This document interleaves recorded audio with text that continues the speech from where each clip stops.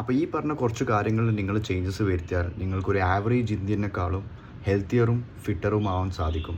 As per studies ഒരു average Indian on a daily basis walk ചെയ്യുന്നത് 2000 to 4000 steps ആണ്.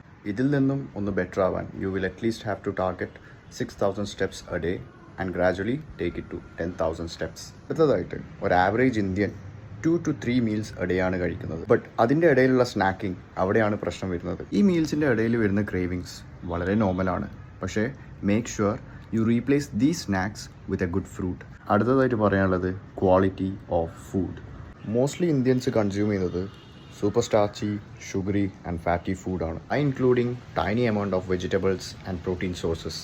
ചെയ്യേണ്ടത് ഇതിന് നേരെ ഓപ്പോസിറ്റാണ്. നിങ്ങൾ പ്ലേറ്റ് എടുത്ത് നോക്കിയാൽ ഫസ്റ്റ് പ്രിഫറൻസിൽ എപ്പോഴും പ്രോട്ടീൻ ഉണ്ടാവണം, സെക്കൻഡിൽ കാർബോഹൈഡ്രേറ്റ്സ്, തേർഡ് വണ്ണിൽ ഫൈബേഴ്സ്. ഈ 3 കോമ്പണൻസും ഇമ്പോർട്ടൻ്റ് ആണ്, ബട്ട് ഇൻ എ ബാലൻസ്ഡ് വേ. അടുത്തതായിട്ട് പറയാനുള്ളത് ഒരു ആവറേജ് ഇന്ത്യൻ കഴിക്കുന്ന ഫുഡ് ക്വാണ്ടിറ്റിയാണ്. നമുക്ക് എല്ലാവർക്കും അറിയുന്നത് പോലെ നമ്മുടെ സാറ്റിസ്ഫാക്ഷൻ ലെവൽ അല്ലെങ്കിൽ വയറ് ഫുള്ളാകുന്നത് വരെ നമ്മൾ കഴിച്ചുകൊണ്ടേയിരിക്കും.